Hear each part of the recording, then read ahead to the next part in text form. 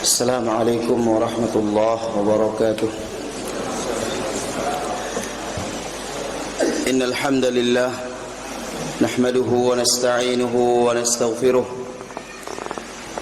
ونعوذ بالله من شرور أنفسنا وسيئات أعمالنا. من يهده الله فلا مضل له ومن يضلل فلا هادي له. أشهد أن لا إله إلا الله وحده لا شريك له وأشهد أن محمدا عبده ورسوله. يا أيها الذين آمنوا اتقوا الله حق تقاته ولا تموتن إلا وأنتم مسلمون. يا أيها الناس اتقوا ربكم الذي خلقكم من نفس واحدة وخلق منها زوجها وبث منهما رجالا كثيرا ونساء واتقوا الله الذي تساءلون به والأرحام إن الله كان عليكم رقيبا. يا أيها الذين آمنوا اتقوا الله وقولوا قولا سديدا يصلح لكم أعمالكم ويغفر لكم ذنوبكم ومن يطع الله ورسوله فقد فاز فوزا عظيما. أما بعد فإن أحسن الكلام كلام الله وخير الهدى هدى محمد صلى الله عليه وسلم وشر الأمور محدثاتها فإن كل محدثة بدعة وكل بدعة ضلالة وكل ضلالة في النار. Ma'asyiral muslimin wal muslimat, jemaah pengajian rahimakumullah. Alhamdulillah, tidak bosan-bosan kita saling mengingatkan agar mari kita mempertebal, memperkokoh keimanan dan ketakwaan kita kepada Allah Jalla wa'ala. Terutama kita hidup di akhir zaman ini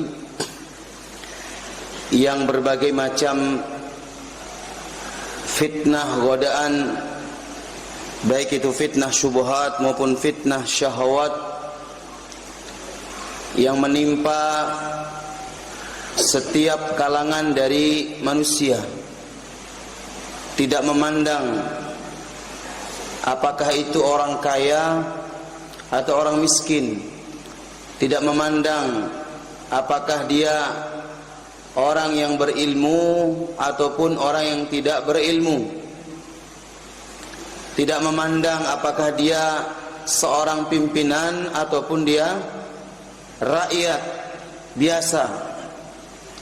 Maka oleh karena itu tidak ada bekal yang dapat menjaga keimanan kita semua, yang dapat menjadikan kita senantiasa istiqamah di atas ketakwaan kepada Allah Subhanahu wa taala, kecuali dengan terus menuntut ilmu agama ini, dengan terus belajar ilmu din. Maka oleh karenanya ikhwan fillah azakumullah, talabul ilm fariidah ala kulli muslim. Menuntut ilmu sebagaimana diterangkan oleh Nabi SAW merupakan kewajiban atas setiap muslim.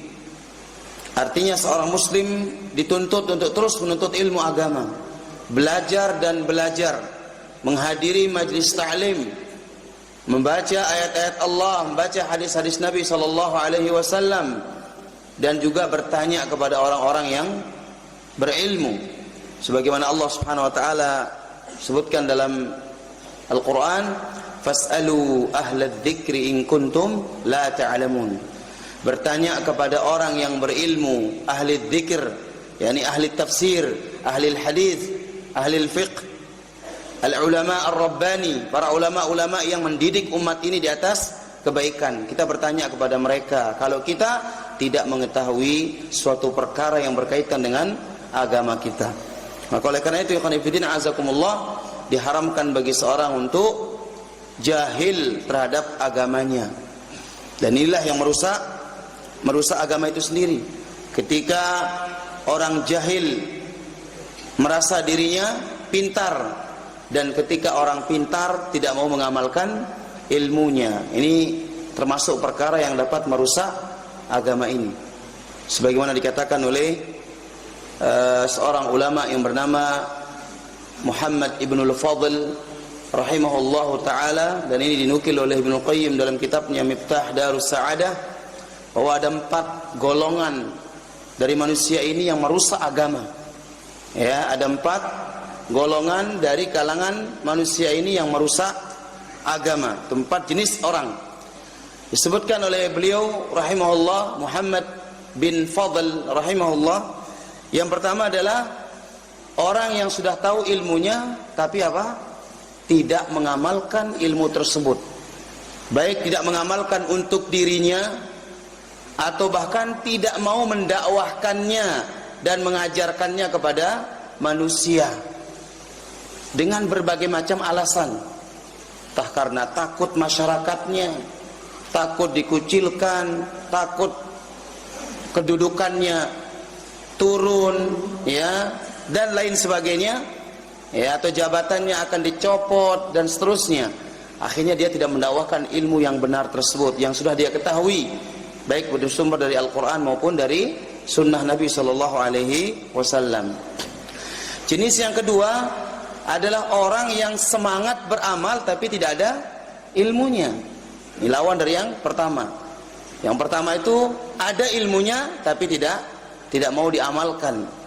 Artinya diamalkan untuk dirinya maupun untuk orang lain. Mengamalkan untuk dirinya adalah dengan memperbaiki keimanannya, memperbaiki ibadahnya dengan ilmu yang dia ketahui, mempraktekkan tauhid, mempraktekkan sunnah-sunnah dari ajaran-ajaran Rasul Sallallahu Alaihi Wasallam, dan segala hal yang mendekatkan dia kepada Allah. Kalau yang kedua, dia tidak punya ilmu tapi semangat beramal. Ya, dia punya semangat saja atau modal semangat tapi tidak punya apa? Tidak punya ilmu. Dia dikatakan ahli ibadah oleh orang, dikatakan rajin beribadah, dikatakan orang yang khusyuk, dikatakan orang yang tunduk dan seterusnya, akan tapi dia tidak didasari dengan ilmu, tidak punya ilmu. Nah, inilah yang dikatakan oleh para ulama kita, barang siapa yang beramal tanpa ilmu maka dia telah meniru siapa? Orang-orang Yahud, ya, orang-orang Yahudi.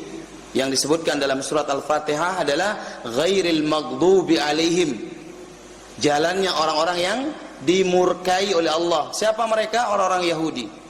Artinya turun kepada mereka Alkitab, ada ilmu tapi tidak diamalkan. Kalau yang kedua, semangat beramal, semangat beraktivitas dari menjalankan ibadah-ibadah tapi tanpa didasari dengan ilmu.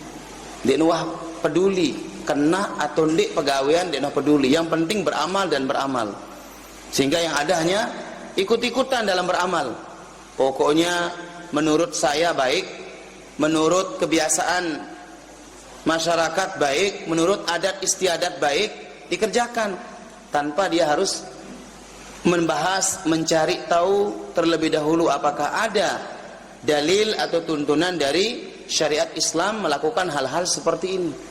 Ya, bahkan dalam hal keharaman pun berani dilanggar dengan alasan yang penting ini sudah menjadi, ya, kebiasaan, menjadi adat istiadat, ya, tidak peduli apakah ini bertentangan dengan Islam, bertentangan dengan ajaran yang dibawa oleh Rasul sallallahu alaihi wasallam ataukah tidak. Nah, barang siapa yang beramal tanpa ilmu berarti menyerupai siapa? Orang-orang Nasara, yang itu dikatakan oleh Allah waladdallin, dan bukan jalannya orang-orang yang tersesat. Dan mereka orang-orang Yahudi yang beramal atau yang tidak mau mengamalkan ilmunya dimurkai oleh Allah. Dan orang-orang Nasrani atau orang-orang Nasara yang semangat beramal tapi tidak ada ilmu yang dimilikinya, maka mereka lah yang digambarkan oleh Allah dalam surat Al-Kahfi. Ya, Allah menyebutkan bahwa mereka-mereka ini adalah alladzina dhalla sa'yuhum fil hayatid dunya. Qul hal nunabbi'ukum bil akhsarina a'mala.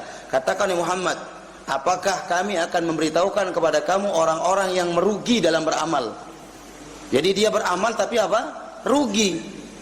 Apa sebabnya dia rugi? Karena dia beramal tanpa didasari dengan ilmu.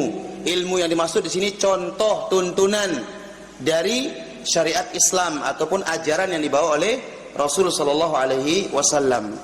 Hanya modal semangat, modal ikut-ikutan, taklid buta tanpa didasari dengan dalil ataupun hujjah. Sehingga Allah menyebutkan siapa mereka yang merugi dalam amalnya, alladzina dhalla sa'yuhum fil hayatid dunya wa hum yahsabuna annahum yuhsinuna sun'a. Mereka adalah orang-orang yang tersesat ya dalam kehidupan dunia ini. Kemudian mereka menyangka diri mereka setiap kali beramal, beribadah, bahwa mereka telah berbuat apa? Berbuat baik. Tapi nyatanya mereka jauh daripada tuntunan yang telah diajarkan oleh syariat Islam atau diajarkan oleh Allah dan Rasulnya alaihi salatu wassalam.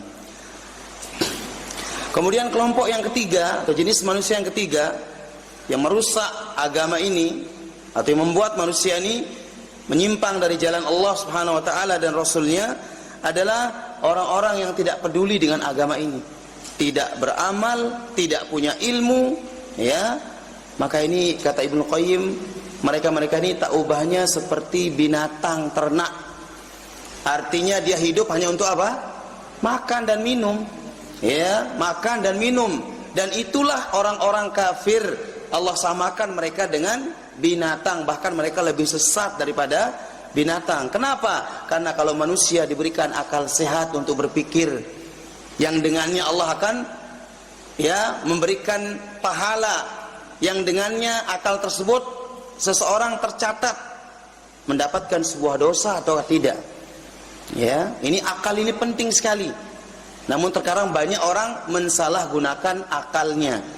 Tidak digunakan untuk berpikir kepada hal-hal yang baik, hal-hal yang positif, atau memikirkan ayat-ayat Allah Subhanahu wa taala, memikirkan syariat-syariat Rasul sallallahu alaihi wasallam, tidak, tapi digunakan untuk hal-hal yang tidak bermanfaat.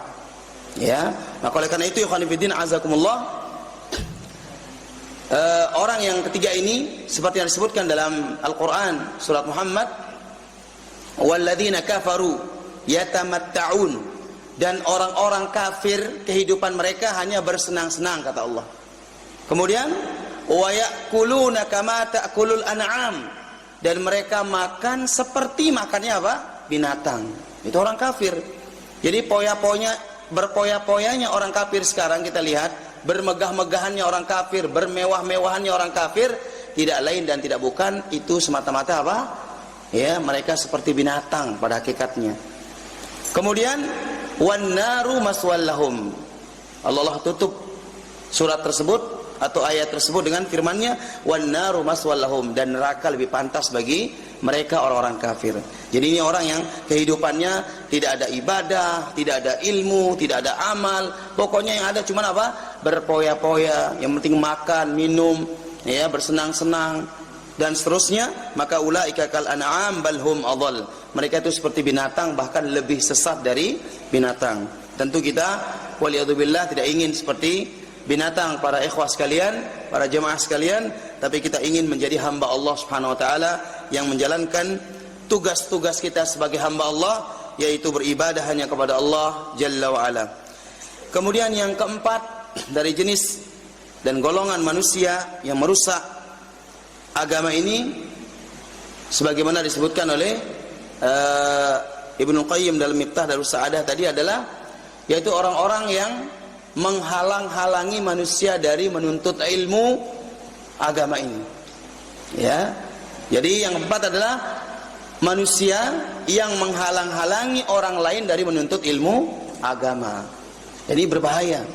Jadi penghalang manusia dari mencari hidayah, mencari kebenaran, ini pada hakikatnya mereka adalah agen-agennya iblis di dunia ini.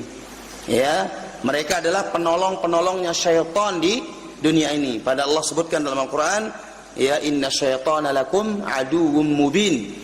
Ya, dalam ayat yang lain, fattakhidhuhu aduwa. Setan itu adalah apa? Musuh yang nyata bagi kalian.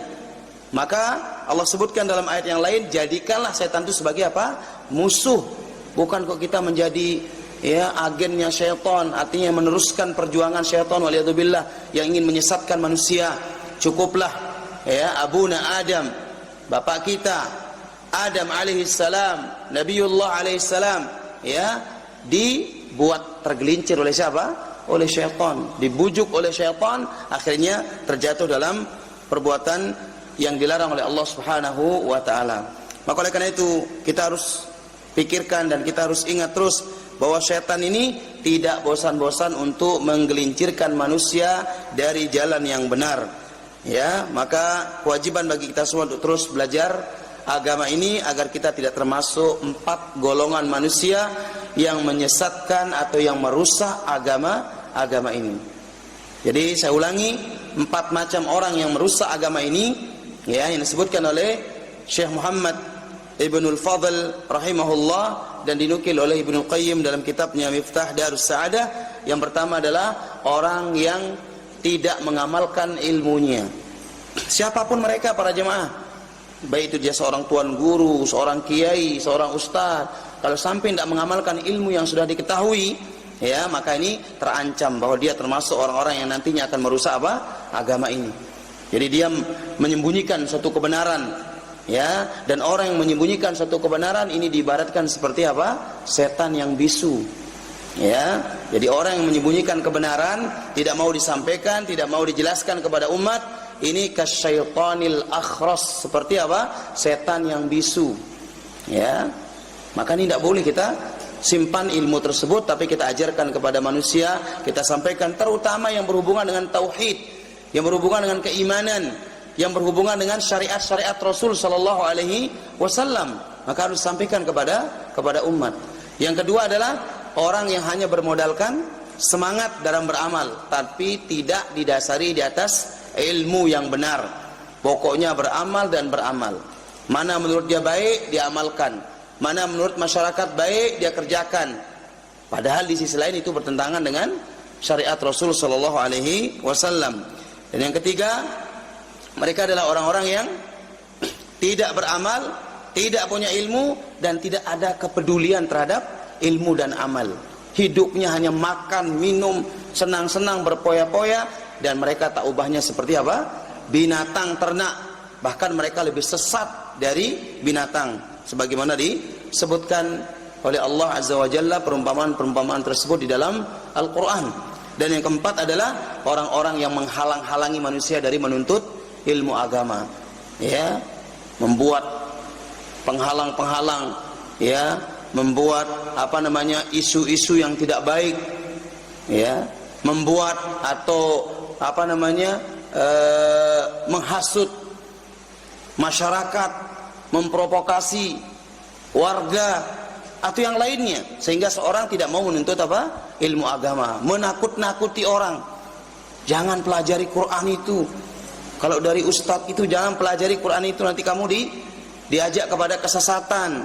Jangan kamu dengarkan perkataan si ustadz ini, si ustadz itu misalkan. Ya, kalau dia bertujuan untuk menyesatkan manusia dari jalan Allah, maka dia termasuk orang-orang yang merusak agama ini. Maka oleh karena itu, ya khonifidin azakumullah, teruslah kita menuntut ilmu agama sebagai bekal bagi kita semua untuk menambah keimanan dan ketakwaan kita kepada Allah Subhanahu wa taala. Kita lanjutkan kajian yang berkaitan dengan hak kekerabatan ataupun dzawil arham, yaitu orang-orang yang memiliki hak kekerabatan dan kekeluargaan dengan kita. Pada pertemuan yang lalu sudah kita bahas satu hak yang harus kita hidupkan dalam kehidupan kita sehari-hari adalah senantiasa berupaya untuk menyambung tali silaturahim dengan berbagai macam cara selama tidak melanggar aturan syar'i. Dan kita sudah sebutkan dalil-dalil tentang perintah untuk bersilaturahim. Demikian juga kita sudah sebutkan manfaat dan keutamaan orang-orang yang bersilaturahim. Ya, sudah kita sebutkan semuanya pada pertemuan yang telah lalu. Sekarang kita masuk ke yang kedua. Apa di antara hak kekeluargaan dan kekerabatan yang kedua? Syekh Abu Islam Thaha rahimahullah melanjutkan, sanian, yang kedua, wa min haqqil arhami alaina an nuqaddimahum fi kulli syai'in fi ad-da'wati was-sadaqati wa fi an-nafaqati wal hadiyati istijabatan liqaulihi ta'ala yas'alunaka madza yunfiqun qul ma anfaqtum min khairin falil walidaini wal aqrabin. Al-Baqarah ayat 215. haknya kekerabatan ya adalah hendaknya kita selalu memprioritaskan apa prioritas? Mengistimewakan, mengedepankan bahasa kita pejulu ya keluarga kita dalam segala sesuatu. Disebutkan fid dakwah dalam hal undang mengundang. Jangan sampai orang luar pulau sudah kita undang, keluarga sendiri tidak diundang. Ini kan berbahaya. Ya. Kemudian wassadaqati dan juga memberikan sedekah. Jangan sampai orang jauh-jauh kita kasih sedekah, ternyata apa? Keluarga sendiri kita lupakan. Ya, keluarga sendiri kita lupakan. Ini secara umum para jemaah, kita tidak bahas ya perincian-perincian, pengecualian-pengecualian tertentu, ya. Maka ini lain babnya. Artinya seumpamanya ada keluarga kalau dikasih ya sedekah ternyata apa? Hanya digunakan untuk hal-hal yang maksiat, bid'ah, misalkan, ya tidak perlu kita kasih. Ini babnya lain. Tapi secara umum bahwa keluarga adalah berhak untuk diperhatikan dari sisi undangan, dari sisi kita memberikan sedekah, wa fin nafaqati dan memberikan infak nafkah, ya, wal hadiyati dan juga hadiah, istijabatan liqauli ta'ala sebagaimana yang diperintahkan oleh Allah dalam Al-Qur'an, yas'alunaka madza yunfiqun. Mereka wahai Muhammad bertanya kepadamu ya tentang apa yang kalian infakkan. Maka jawablah, qul ma anfaqtum min khairin falil walidaini wal aqrabin. Katakan apa yang ingin kalian infakkan dari kebaikan itu, maka berikanlah kepada kedua orang tua kalian, kemudian kepada kerabat-kerabat terdekat kalian. Jadi intinya ikhwan fillah azakumullah, kita berusaha untuk apa?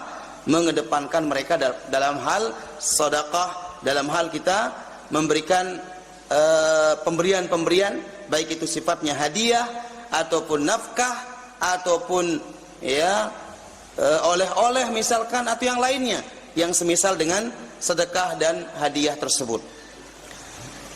Dalilnya surat Al-Baqarah ayat 215. Kemudian juga sabda Nabi SAW, hadis riwayat Tirmidzi dan Imam Nasa'i dan juga Ibnu Majah dan Imam Ahmad. Beliau SAW bersabda, as-sadaqatu 'alal miskin sadaqah. Mengeluarkan sedekah untuk orang miskin dalam tanda kutip yang bukan keluarga kita. Orang miskin mana saja. Maka bernilai satu nilai sedekah. Ya, satu nilai sedekah. Wa 'ala dzil qarabati isnatani. Tapi kalau sedekah itu diperuntukkan kepada orang miskin dan juga dia bagian dari kerabat kita, maka kita dapat dua kebaikan dari sedekah itu. Bukan satu sedekah tapi dua. Shadaqatun, satu nilai sedekah, wasilatun, yang kedua nilai apa? Ya, nilai persaudaraan ataupun nilai silaturahim. Itu lebihnya. Ya, jadi ketika kita membantu kerabat kita, maka Nabi SAW menjanjikan dua kebaikan untuk kita. Kebaikan karena kita bersedekah, yang kedua kebaikan karena kita menyambung apa? Silaturahim. Ya, menyambung tali persaudaraan. Walaqad rabban Nabi wa ashabahu sallallahu alaihi wasallam ala an yuqaddimu aqaribahum fi sadaqah wal hadiyah. Dan sungguh Nabi kita SAW telah mendidik para sahabatnya yang hidup pada saat itu agar mereka mengedepankan kerabat-kerabat mereka di dalam sedekah dan memberikan hadiah. Mana dalilnya? Dari Anas bin Malik radhiyallahu anhu qala, dia mengatakan, kana Abu Talha aktsara al-ansari bil Madinati malan min nakhlin. Ada seorang yang bernama Abu Talha. Beliau adalah orang Ansor yang ada di Madinah paling banyak hartanya. Min nakhlin, berupa apa? Kebun kurma. Ya, paling kaya dia Abu Talha ini. Kemudian wa kana habba amwalihi ilaihi Bayruha, dan harta yang paling dia cintai ya oleh Abu Talha ini adalah Bayruha. Ada suatu tempat namanya Bayruha. Kemudian wakanat mustaqbilatal masjid, dan keberadaan Bayruha ini menghadap kepada masjid. Ya. Wa kana Rasulullah SAW yadkhuluha wa yashrabu min ma'in fiha thayyib, dan Rasulullah SAW sering masuk lewat Bayruha itu. Kemudian beliau minum dari air yang ada di Bayruha, dan airnya Masya Allah enak sekali katanya. Ya, thayyib, airnya adalah baik, bagus. Qala Anas, akhirnya Anas bin Malik mengatakan, falamma unzilat hadhil ayatu, maka tatkala Allah menurunkan surat Al-Imran ayat 92 yang bunyinya lan tanalul birra hatta tunfiqu mimma tuhibbun. Kalian tidak akan mendapatkan suatu kebaikan sampai kalian menginfakkan apa yang kalian cintai. Jadi kita berinfak para jemaah, jangan berinfak karena kita sudah nggak suka lagi sama barang tersebut, jangan. Usahakan kita berinfak sesuatu yang masih kita apa? Cintai. Ya, karena kebiasaan kita berinfak kepada orang, mensedekahkan orang sesuatu yang apa? Kita sendiri sudah tidak minat dengan itu. Ya, kita pilih baju-baju bekas sudah nggak mau dipakai sama orang, nah itu kita kasih. Nah itu. Atau makanan-makanan juga demikian.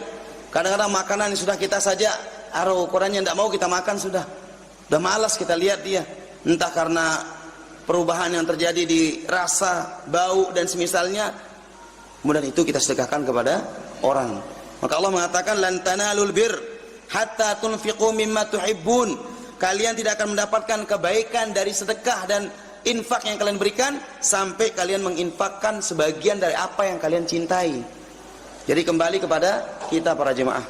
Kalau memang masih barang itu kita saja mencintainya, ya, maka kita akan mendapatkan kebaikan tersebut. Jadi di sini pertama innamal a'malu binniyat, sungguhnya amal itu tergantung daripada niat seorang. Yang kedua, perlunya apa? Untuk kita lebih hati-hati di dalam kita bersedekah, di dalam kita berinfak, di dalam kita memberikan suatu hadiah kepada orang. Jangan sampai kita kasih sesuatu yang sudah kita saja sudah tidak apa? Tidak mencintai dan tidak meminati barang itu atau sedekah tersebut. Qama Abu Talha ila Rasulillah sallallahu alaihi wasallam faqala ya Rasulullah innallaha tabaraka wa ta'ala yaqul lan tanalul birra hatta tunfiqu mimma tuhibbun. Akhirnya Abu Talha menyampaikan hal itu kepada Rasul sallallahu alaihi wasallam. Kemudian beliau mengatakan, wahai Rasulullah, sesungguhnya Allah telah menurunkan suatu ayat yang bunyinya sudah saya sampaikan tadi, surat Al-Imran ayat 92. Wa inna habba amwali ilayya bayruha, dan harta yang paling aku cintai Rasulullah adalah bayruha, yang tadi Nabi selalu masuk lewat tempat itu lalu minum di tempat itu. Wa innaha shadaqatun lillah, maka saat ini aku jadikan dia sebagai sedekah untuk Allah. Arjuha birraha, aku berharap kebaikan dari tempat tersebut. Wa dhukhruha indallah, dan sebagai tabungan untukku di sisi Allah Subhanahu wa taala. Fadhaha ya Rasulullah haitsu arakallah, maka letakkan dia wahai Rasulullah, ya, apa yang kira-kira bermanfaat menurut kamu, silahkan dimanfaatkan.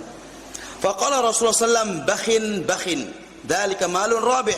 Kemudian Nabi mengatakan, cukup wahai Abu Talha, itu betul-betul harta yang sangat berharga sekali.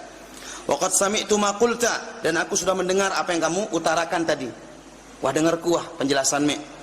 Wa inni ara an taj'alha fil aqrabin, tapi saya memandang, ya, bahwa hendaknya kamu jadikan harta itu apa? Untuk kerabat-kerabat terdekatmu. Ini menunjukkan bahwa tetap diarahkan oleh siapa? Oleh Rasulullah SAW untuk dibagi-bagi kepada kerabat-kerabat terdekatnya jika memungkinkan untuk dibagi kepada mereka. Faqala Abu Talha af'alu ya Rasulullah, kata Abu Talha, kalau begitu saya akan laksanakan apa yang kamu perintahkan wahai Rasulullah sallallahu alaihi wasallam.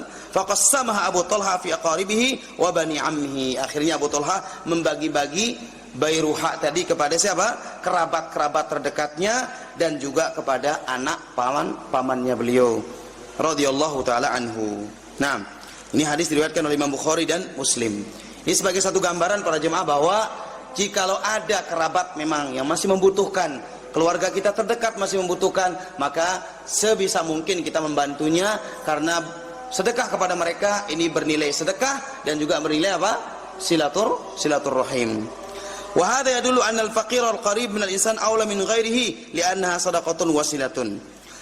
Dan ini menunjukkan bahwa orang fakir yang merupakan kerabat kita itu lebih berhak untuk kita kedepankan, ya, daripada orang lain yang tidak kita kenal, karena ini merupakan sedekah dan juga silaturrahim. Walamma ataqat Maimunah, dan contoh lain tatkala Maimunah, siapa? Istri Rasulullah sallallahu alaihi wasallam, beliau memerdekakan Walidah, ada budak, ya, budak dimerdekakan. Walam tasta'dzirin Nabiy SAW, tapi dia tidak sempat minta izin kepada Nabi. Dia memerdekakan begitu saja Walidah. Falamma kana yaumuha alladhi yaduru alaihi biha, maka tatkala gilirannya Maimunah, ya, gilirannya Maimunah dari Nabi SAW, karena Rasulullah membagi haknya kepada 9 istrinya, ya, dia mendapatkan giliran baik itu sifatnya per malam ataupun beda malam. Maka beliau mengatakan bahwa tatkala Maimunah memerdekakan suatu budak, ya, kemudian dia tidak izin kepada Nabi SAW, maka tatkala malam dia bersama Rasul SAW atau hari yang merupakan giliran dia Maimunah, qalat, dia mengatakan, asy'arta ya Rasulullah, apa kamu merasakan sesuatu wahai Rasulullah? Inni a'taqtu walidati, aku sudah merdekakan budakku, ya, saya sudah merdekakan budak saya. Qala awa fa'alti? Qalat na'am, betul kamu sudah kerjakan itu? Kata Maimunah, iya betul, saya sudah merdekakan dia. Qala ama innaki law a'taitiha akhwalaki kana a'dhama li ajriki. Maka beliau mengatakan seandainya, sekiranya kalau kamu itu berikan kepada kerabat-kerabat terdekatmu, kepada bibimu, kepada pamanmu, kepada orang-orang terdekatmu, katanya, niscaya pahalamu lebih apa? Lebih besar. Jadi harta yang digunakan untuk memerdekakan budak tersebut, seandainya dibagi-bagi kepada kerabat terdekatnya, niscaya itu lebih besar pahalanya, ya, daripada sekedar memerdekakan budak tersebut, yang mana itu bukan bagian daripada sanak keluarganya ataupun kekerabatannya. Jadi ini khalifin azakumullah yang dijelaskan oleh Syekh di sini adalah kita bagaimana berusaha untuk memperhatikan, ya, membantu, menolong dan memprioritaskan keluarga terdekat kita, baik dalam hal kita mengundang, bersedekah, memberikan nafkah, hadiah dan lain sebagainya, selama hal tersebut tidak menimbulkan madarat yang berhubungan dengan agama. Seperti yang saya gambarkan tadi, kalau sekiranya, ya, keluarga tersebut justru dengan kita berikan, ya, bantuan, sedekah, malah digunakan untuk hal-hal yang maksiat, digunakan untuk, ya, memeriahkan kebid'ahannya, ya, tentu kita tidak boleh membantu dalam hal-hal seperti itu, ya, dalam hal-hal seperti itu, karena merupakan nanti bagian daripada kita menolong suatu kemungkaran, ya. Tapi secara umum kita tetap mengatakan bahwa membantu kekeluargaan, kekerabatan itu lebih dikedepankan daripada yang lainnya. Kemudian Syekh mengatakan salisan, wa min haqqil arhami alaina, dan termasuk haknya kekerabatan yang wajib kita penuhi, alla naqta'aha mahma kanatil asbab, jangan sampai kita menggampangkan untuk memutuskannya, ya, sebab apapun yang terjadi, ya. Jadi apapun masalahnya, kita berusaha untuk tidak memutuskan silaturahim kita dengan kekerabatan kita, baik itu dengan paman kita, dengan bibi kita, ya, dengan keponakan kita, dengan siapapun, kita berusaha untuk terus menjaga hubungan tersebut, ya. Walaupun mungkin, ya, keadaan-keadaan tertentu seorang mungkin perlu menghajar, meninggalkan, ya, orang-orang yang ingin diberikan pelajaran, maka tidak ada masalah. Ini babnya lain, bab menghajar, bab memberikan pelajaran, efek jerah kepada keluarga yang tidak mau, ya, mengikuti, yaitu nasihat ataupun wejangan, ya, masukan, maka perlu untuk diberikan pelajaran dan hajar. Akan tapi tidak untuk diputuskan tali silaturahim tersebut. Wadzalika li'anna Nabi sallallahu alaihi wasallam qala, hal ini berdasarkan sabda Nabi sallallahu alaihi wasallam, laisal wasilu bil mukafi, bukan orang yang dikatakan menyambung tali silaturahim hanya karena dia diberikan setimpal, hanya karena dia mendapatkan apa? Yaitu setimpal daripada pemberian tersebut. Walakinnal wasil alladzi idza qata'at rahimuhu wasalaha, kan tapi orang yang betul-betul dikatakan menyambung tali silaturahim adalah orang yang apabila diputus dia apa? Menyambungnya. Itu namanya orang-orang betul-betul dikatakan menyambung tali silaturahim, bukan hanya sekedar kalau disambung ya dia juga menyambungnya, kalau enggak disambung dia juga apa? Enggak menyambungnya. Nah, bukan ini yang dikatakan apa? Menyambung tali silaturahim.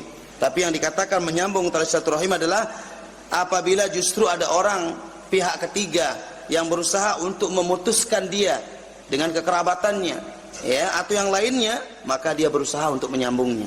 Ya, bukan dia malah ikut-ikutan terprovokasi ataupun termakan hasutan, ya, termakan yaitu dorongan-dorongan orang lain yang ingin memecahkan dia dengan keluarganya ataupun memutuskan dia dengan keluarganya, ya, justru dia apa? Dia menyambungnya.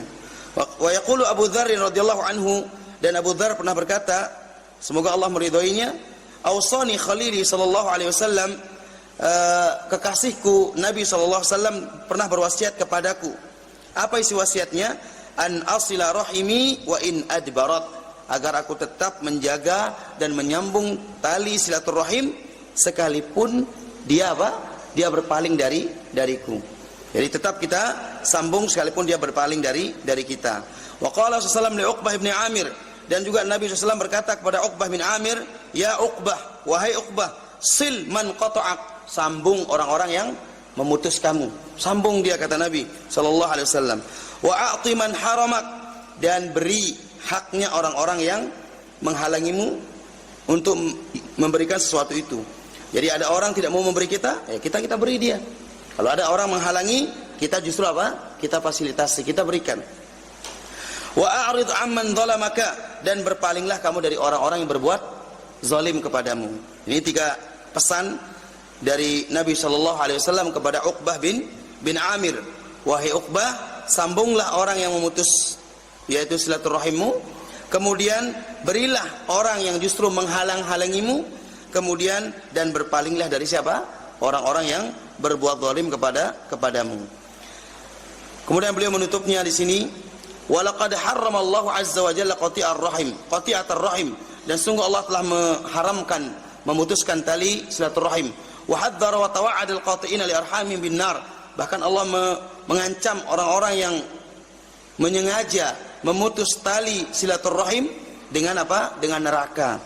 Sebagaimana disebutkan dalam banyak ayat, di antaranya surat An-Nisa ayat 1, wattaqullaha alladzi tasaaluna bihi wal arham.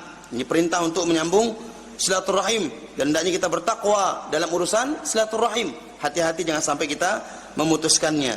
Kemudian juga dalam surat Ar-Ra'd ayat 25 Allah menyebutkan, ya walladzina yanquduna ahdallahi min ba'di mitsaqih, dan orang-orang yang memutuskan perjanjian dengan Allah setelah diperkokohkannya perjanjian tersebut. Wa yaqta'una ma amarallahu bi an yusal, dan mereka memutus apa yang Allah perintahkan untuk disambung. Penafsiran yang kuat kemarin apa? Silaturahim. Walaupun sebagian ahli tafsir mengatakan semua yang Allah perintahkan kalau diputus maka dia masuk dalam ayat ini.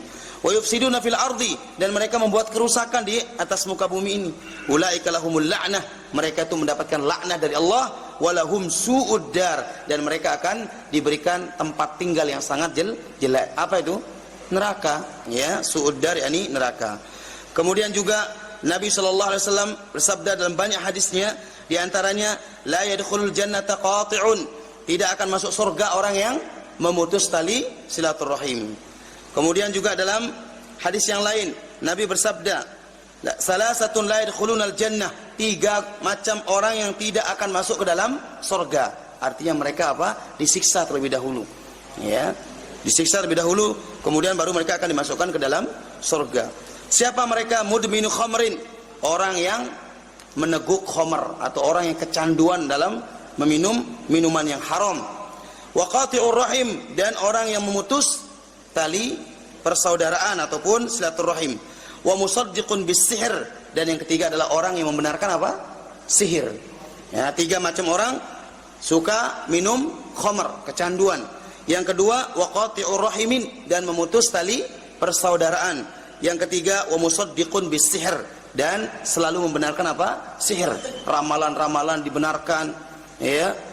Kemudian juga berbagai macam praktek-praktek perdukunan dan seterusnya dia membenarkannya. Maka ini bagian orang-orang yang terancam untuk tidak dimasukkan ke dalam surga. Kemudian juga Nabi SAW bersabda, inna a'mala bani adam tu'radu kulla khamisin lailatul jum'ah fala yaqbalu amala qati'ir rahim, dan amalan-amalan anak Adam akan dipaparkan, ya, setiap hari Kamis malam Jumat. Ya, setiap hari Kamis malam Jumat. maka Allah tidak akan menerima amalannya orang yang memutuskan tali silaturahim. Jadi kalau dia beramal saat itu, hari itu dia beramal, namun di sisi lain dia memutuskan tali silaturahim, maka Allah tidak akan menerima amalan tersebut. Wa hadhi asbabu qati'atur rahim fahdharuha, maka hati-hatilah kita dari penyebab-penyebab penyebab seseorang bisa memutuskan tali persaudaraan. Apa sebabnya? Beliau menyebutkan ada 5 sebab. Secara ringkas, 1, al-jahlu fala yaqta'u rahimahu illa jahil, kebodohan. Ya, maka tidak ada orang yang memutuskan tali silaturahim kecuali orang-orang bodoh terhadap terhadap agama. Yang kedua, qillatud din, kurang memahami agama.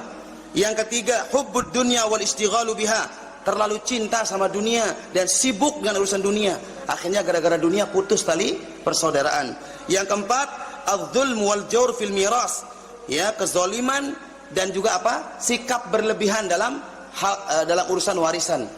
Ya, kezaliman dan sikap kecurangan, ya, dalam urusan warisan. Ini betapa banyak. Fakam min usarin taqatta'at bisababil jawr, betapa banyak keluarga pecah gara-gara kecurangan dalam hal warisan.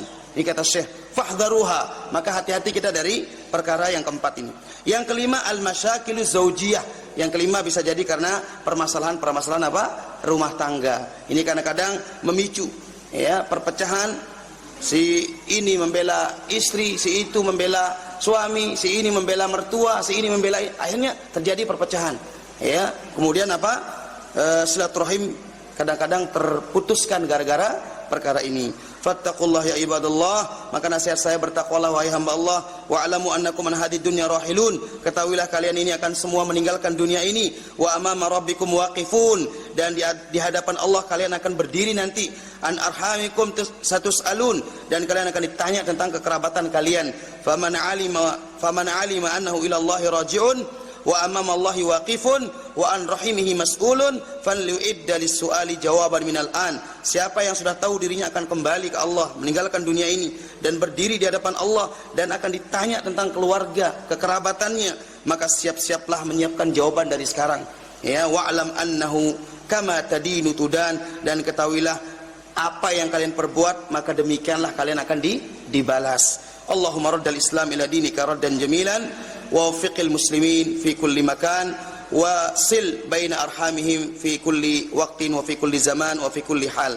Allah Subhanahu wa taala semoga mengembalikan kaum muslimin kepada agamanya dengan pengembalian yang baik, dan semoga Allah mengumpulkan kita dengan kekerabatan kita juga dalam keadaan yang baik. Demikian pembahasan silaturahim, dan sudah selesai pembahasan ini, dan insyaallah kita lanjutkan pada bab selanjutnya di pertemuan yang lain. Demikian para jemaah, subhanakallahumma bihamdika asyhadu an la ilaha illa anta astaghfiruka wa atubu ilaik. Wassalamualaikum warahmatullahi wabarakatuh.